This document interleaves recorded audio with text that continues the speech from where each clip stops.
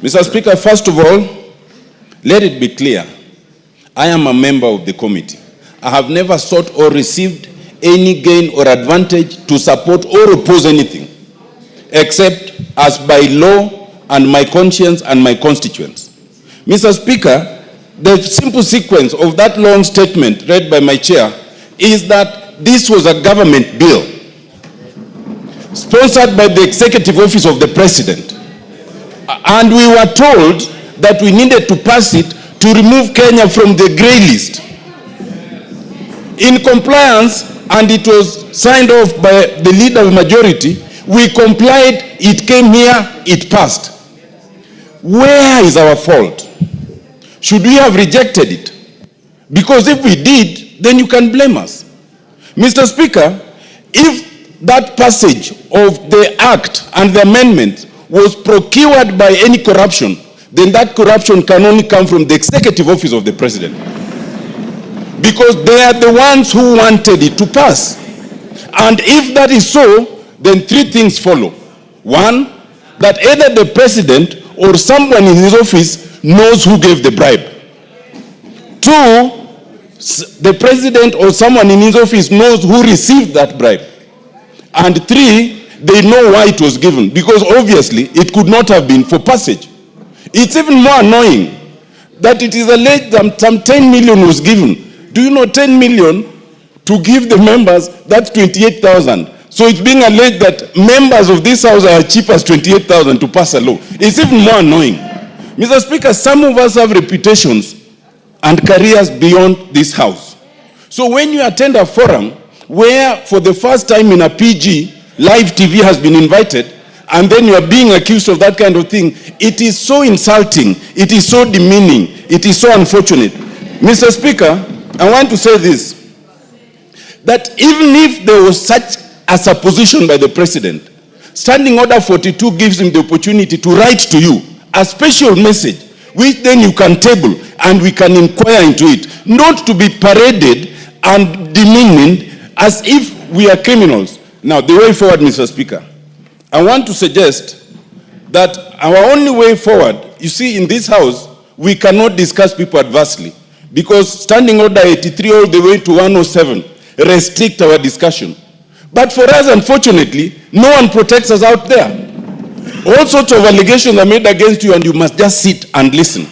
Our only ventilation is Standing Order 191.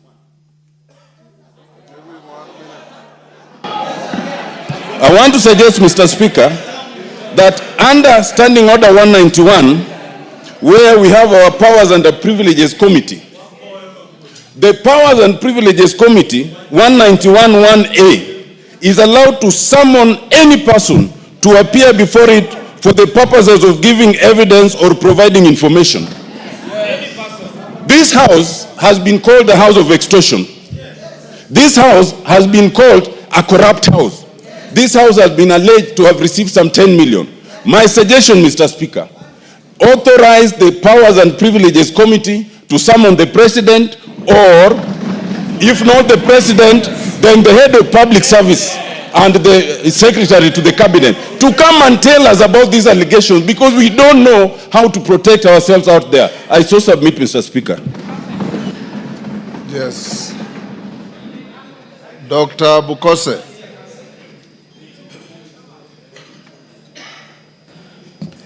Mr. Speaker, thank you for allowing me to contribute to the statement.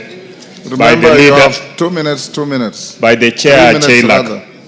Honorable Speaker, it is a very embarrassing situation when the head of state stands and accuses this house, and specifically referring to the committee.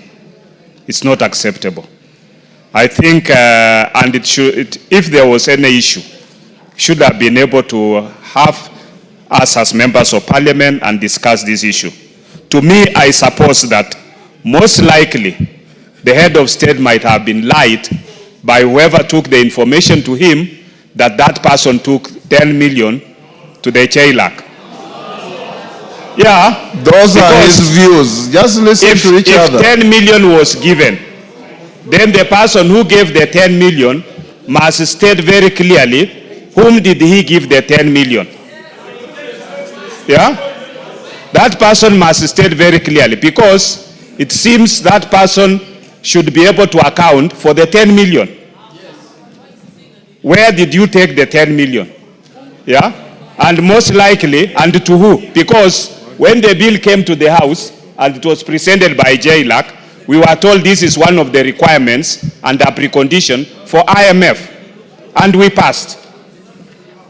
So, to be accused later on of having taken money, and it seems money exchanged hands, the 10 million must have changed hands. So where did that 10 million come from, and where did it go? And why? Because any bill that comes here and is a government bill is sponsored by majority, and more often, because we are now have a partisan kind of agreement within this House under the broad-based government, we've always supported all the bills that the government brings. Therefore, this must be investigated, and the truth must be unearthed, so that all of us can be cleaned. Because when we go out there, people are looking at us as thieves, as extortionists, and that is not right. We have reputations to protect, we have families to look at us, and we have friends who should not be suspicious of our activities. Thank you, Honorable Speaker. Zamzam. Mheshimiwa Spika, wajua fisi akitaka kumla mwanawe usema ananuka mbuzi, Mheshimiwa Spika. Na Mheshimiwa Spika, inasikitisha sana. Bunge hili ndio limeshika Kenya kwa mkono, Mheshimiwa Spika. Tumepitisha bills nyingi sana zao, hata hii ya money laundering. Mimi nilikuwa against kwa sababu najua kuna watu ambao wamekuwa targeted, Mheshimiwa Spika, ambao ni wa real estate. Na hatukuwahi kufuatwa na mtu yoyote kuhongwa chochote, Mheshimiwa Spika. Lakini ilipita hapa bila chochote. Kwanza katika wabunge mimi ni maskini sana, Mheshimiwa Spika, kwa sababu hata pesa ya ngafu ni kidogo, haitoshi paka natoa mshahara wangu napatia wananchi huko na baki bure. Sasa ikiwa hapa tunaweza kuambiwa kuwa wabunge wamepewa milioni 10, tunataka kujua nani alimpa, makusudi yake ni kitu gani, alimpa kwa nini, na hii bili ina siri gani kubwa mpaka itolewe 10 million, Mheshimiwa Spika. Mimi Mheshimiwa Spika nataka kusema sasa hili bunge tutatoa majembe yetu store, turegeshe kama tulivyokuwa pale mwanzo, ndio sauti zetu zitasikika, Mheshimiwa Spika. Haiwezekani wabunge wanahangaika, wanateseka, hawana pesa. Alafu hata hii mambo ya CDF, mimi sijui kwa nini hapa tuliwapa county government 485 billion, Mheshimiwa Spika. Sijui kwa nini haiwatoshi, wanakimbilia 54 billion ya hili bunge, Mheshimiwa Spika, wakati hatuoni kazi zao kule mashinani. Sisi tunasema bunge hili litasimama, na ikibidi wanataka tutoe devolution, basi tutaitoa devolution ibaki kama ilivyokuwa zamani, kwa sababu wanabunge hawezi kuwanyanyaswa kiasi hichi, Mheshimiwa Spika, mpaka kwenye televisheni wanaitwa wezi, wanaitwa extortionist, wakati ambapo mimi mama Mombasa najiangalia sina chochote, Mheshimiwa Spika. Hata ukienda kuangalia akaunti zangu wenyewe watashangaa. Leo Mombasa nikaambiwe mama Zamzam, nyinyi ndio mmeiba pesa, nyinyi ndio extortionist, nyinyi ndio nini. Siwezi kubali, Mheshimiwa Spika. Kama mtu anataka kwenda chini na sisi, mimi nitaenda naye chini. Asante sana, Mheshimiwa Spika. Musa Sirma.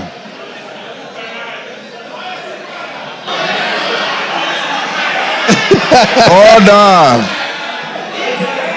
Musa Sirma. Yes. Mr. Speaker, I want to really support the sentiments of Honorable Murugara on this issue, where we are being portrayed as a parliament of extortionists and people who take bribe. Mr. Speaker, people who are corrupt have a place to go in this country, and that is the court.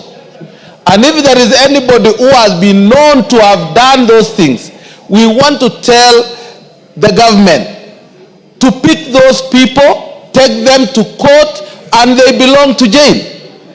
Mr. Speaker, we are being maligned by people looking forward to taking the money from CDF and taking it to the counties to be eaten. If If a whole governor can bring 150 million to Senate, for sure.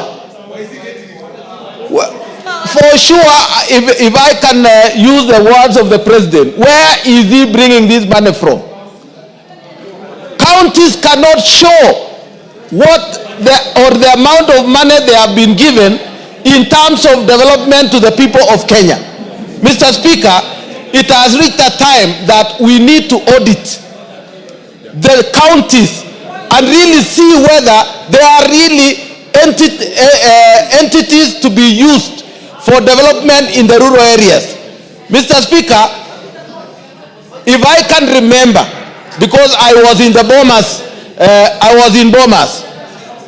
the constitution actually which we passed and which was brought by the people is not what we are having now. The Yashbal guy had 14 regions and they were non-executive. And therefore, this executive power which the governors think they have, we must remove it.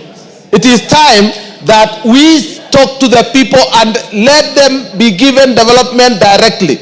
Mr. Speaker, I beg to differ with all what has been said about this parliament, and we want the people who have done this thing to go down and be taken to court. Thank you, Mr. Speaker. Robert Mbui.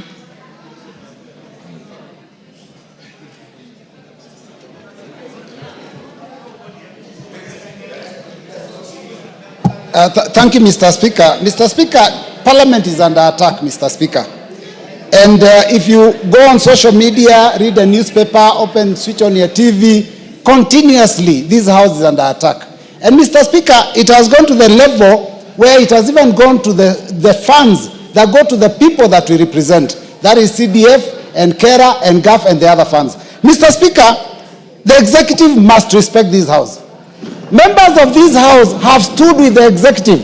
Even though some of us have been opposing, members of this house have stood with the executive and supported them on all their agendas, including becoming extremely unpopular with the population because they were making sure that the agenda of the regime has passed on the floor of the house. But Mr. Speaker, now they have been thrown under the bus.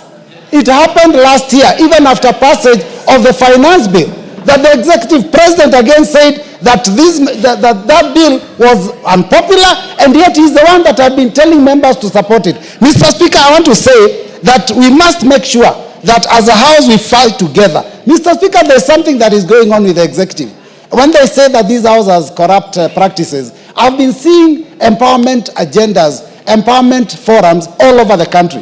Mr. Speaker, someone who was just the other day a CS is able to give about 2 million, 3 million every week in a function, in fact 2 or 3 functions in a week. Mr. Speaker, I want to tell you, what we need to do is start auditing the executive also. When they say there's corruption on the floor of this house, we also ask them, where is all the money you're spending coming from? Because, Mr. Speaker, this is a case of the pot calling the kettle black. So, Mr. Speaker, I want to say that it is important as a house we defend ourselves. Mr. Speaker, it shocks me when the executive goes completely against the constitution, and members of, I'm lucky I was not in the lecture room yesterday, but Mr. Speaker, I hear that even